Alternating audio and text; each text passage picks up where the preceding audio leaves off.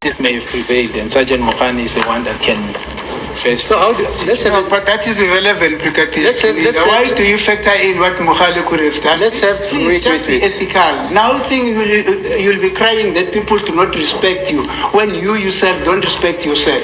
What is the relevance of Mokhane's evidence in terms of what this court has just said now? Okay, let's be organized. Just be ethical. Let's have that inspection in Loku. What time do we have it? But I think the first thing, proper security arrangements. Yeah, that's the thing. Another thing, yeah. So Jesus. once that is in place, then we can arrange that. I think perhaps we might need a day or two just to make those proper security arrangements. Hopefully the place still looks the same as it was then, because then Yeah, the possibilities. there will be no point if People might have vandalized it. We vandalize buildings in South Africa. Maybe it's no longer there. Even the police station, maybe it's no longer there. They've banned it. but The municipality offices also may be banned because they want to ban the evidence of stealing. Yes, but the suggestion of a video recording, to me, that is It's the the best best. option. Mr. Nisi says it won't show anything. My Lord, I Video. think, So somebody takes a video camera.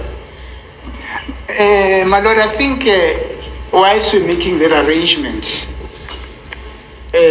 because that is just but a particular point in my cross-examination. I think in the meantime, I can proceed with my cross-examination, but having in mind that at some point we'll have to go and view that place. Okay. Yes. What's your time there, Mr. It's 7:03. Okay, let's adjourn until tomorrow then. So, Yes. but you will continue the cross-examination. As it is the court. My Lord, if I may say, my Lord, Yes, sir. and I'm saying this with greatest respect to Advocate Nisi, I'm really taking exception for his, because I'm struggling even to find the right word, because I really regard his utterances, the last one that he made towards me, in terms of ethics, as disrespectful, and is not maintaining the decorum of this court, my Lord, because I was asked to comment by the court. It's not me who just came in while he was talking, and I don't understand how could it be unethical of me to respond to the court, because the court invited me to say something and I've said it. So his really acerbic statements, as Advocate Baloyi have said, are really not sitting well with me, my Lord, and I really want to plead with him that please, I don't take kind to what he's saying. I think it's uncalled for. I really think it's unnecessary. Can he really try to contain himself? And May I respond, my Lord? May I respond? this is the thing, my Lord, I'm not even done. You see, Yes, this is, because he'll never be finished, Kininda. May I respond, my Lord? He says it's not yet finished. He says so, not me. Yeah, you're saying? this is the point, my Lord. These are the things that I'm saying, that I understand that we are here simply to assist the court to come to a finding. There is nothing personal from me towards Advocate Mnisi. I simply request the same treatment from him. And I do not think it's respectful and also maintaining the decorum of this court that when the court is talking to me, he then jumps in and wants to criticize me for answering what the court is asking me, my Lord, or asking me to comment. That's all I need to say, my Lord. Yeah, fine. Let's hear you. My Lord, the court is busy talking about arrangements for the inspection in local. Then the court, amongst others, says, have we ever heard about a train that has fallen onto a freeway, or a plane that has fallen into on a freeway?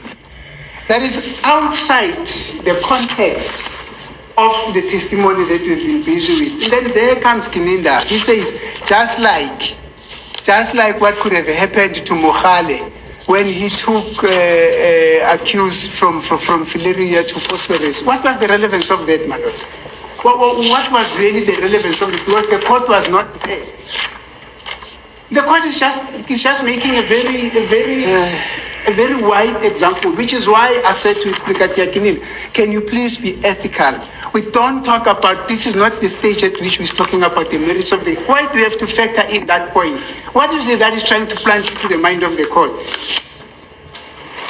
And I said to him, next thing he'll be crying about him not being respected when he himself does not respect himself. And I said to him, that is unethical, and it is indeed unethical. Thank you. When are you guys going to start respecting each other? You know, this trial is watched by the whole of South Africa, I'm told. And they can see how us blacks, and when I mention blacks, people will say, hey. I mean, it's us doing all this. So when are we going to respect each other? Because we all are supposed to be officers of the law. And we all are charged with this case to do our best of the roles which this case forces us to undertake. You as the investigator, he as the prosecutor, me as the judge, and the defense advocates here. And then they accuse themselves, and even the audience listening as to how do blacks conduct courts. Because it's about blacks. I told you, these guys can't run this country. Look what they're doing. And I read what these guys, I read the other day, and people thought, I'm wasting time to say how we must behave. And I'm not going to read it today. I'll read it again tomorrow morning. How we should respect each other, treat each other with respect. That's it. Any comments, Mr. Balui, about the conduct of us, all of us here? I think talking over somebody else, it's just simply unacceptable, my lord. I think if someone says something that one doesn't agree with, one can always, at a later stage, when that person has finished talking, to then take up that point, but not to directly confront that person and talk over him. I think that is not acceptable. Yes, Mr. Doctor, you're also sitting here. Let's hear your view.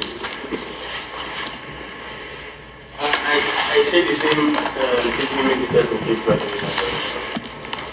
completely out of line is to confine us colleagues in open court. I've heard you, Mr. Minister. You, Mr. Ramsepedi? My lord, the principle is clear. The decorum must be maintained at all times by all officers of this court, my lord. As the court is. Right, Mr. Kumalo. Yes, the decorum must be respected and maintained at all material times. But I think at some point, cases might not go with emotions. Okay, let's read this, all of us. It's on section 166, chapter 2, conduct of proceedings. Requirements, it's on page 22-53. It's Himstra, we all have read it, I'm sure. It says, requirements, courtesy. The questioner may never go outside the bounds of decency. Where the limit is, and you may differ from one witness to the next, but courtesy is always expected from an officer of the court, like we claim to be. Furthermore, courtesy costs nothing, and practitioners owe it to the court and every witness. The dignity of the witness may never be ridiculed. The court warns against the tendency of cross-examining to sneak in personal opinions on the witness's credibility including crude variations such as "now you are lying," not only is behaving in an insulting manner towards the witness and abuse of the right of cross-examination, it is also a contemptuous assumption of the court's function as the sole arbiter of credibility. Cross-examination should tell the witness, the cross-examiner should tell the witness that he or she will argue at the end of the case what the witness's answer should be and that it should be rejected, etc., etc. Everyone is entitled to be addressed decently by his or her surname and title in court. The use of addresses such as witness or accused have on several occasions been disapproved of their meaning. It is simply not acceptable to address an adult by his or her first name. The court in Choi pointed out that especially the humble amongst us should be treated with respect and understanding, with respect and correct and timely admonition. That's what he's saying. There are other things they say. But we are deficient in that. Okay, so let's hope to behave ourselves. I mean, me, I'm being told, why ungabuzilona? Why ungabuzilona? I mean, you never address a judicial officer like that. If a judge makes a comment, you shut up. That's how we were taught. You keep quiet. If a judge has offended you, you ask to see the judge in chambers. You complain, fine. But this thing of arguing with the judge in open court like this, people see that you don't care for the judge, you don't even respect that judge. The same thing happens with witnesses. You may differ with a witness when he gives evidence, but respect his opinion. Now we're fighting every day here in this court. We're fighting about decorum. Okay, let's come tomorrow then.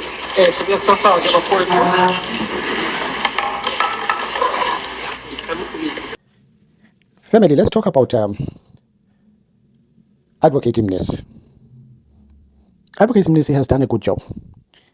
And the next person we have to talk about, the confrontation that came up in court, and the Ratha having guts to say black people cannot run the country. Where did this come from? Why is having so much hate with black people? Why this racism that is on? I can't believe what Ratha is doing. He's a judge for the state, but he's fighting the state. He's busy uttering racist language right in court, in front of cameras. Does this make sense? I challenged Koli from SABC to watch this kind of things that this guy is doing. They must report not this biasness that they are doing. They should report, not Koli alone. A lot of them, they've been reporting from SABC. They take sides. Even Manoba, who always go to that court, he knows exactly what is happening in that court. But when it comes to him to report that, he doesn't report it to the nation as he is allowed to report it. Family, what do you think about this that is going on in that court? This unable, because it is clear that Brigadier is a crybaby for when he cries to Ratha. It's kind of crazy. Ratha goes in flames. He loses his mind. I don't know whether he's a firstborn of Ratha or what is he with Ratha. Because what they are doing, instead of Ratha correcting Brigadier Kininda that you are here as a state witness, you cannot argue.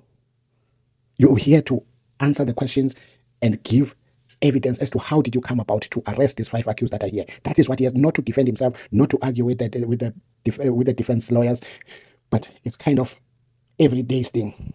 It doesn't stop. What do you think about it, family? But I hope this will stop because it is Ratha himself who enabled Brigadier Kininda. And it has to stop. What do you think about it, family? Drop your comment. Don't forget to like, share, and subscribe.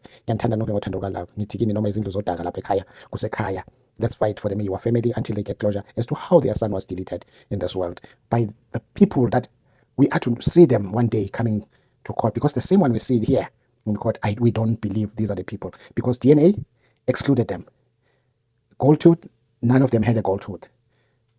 The gun, it is said people were eyewitnesses, they said it had a wheel. But the one that is presented in court, it's a 9mm. So this is crazy. Let's keep fighting, family. Bravo, bravo.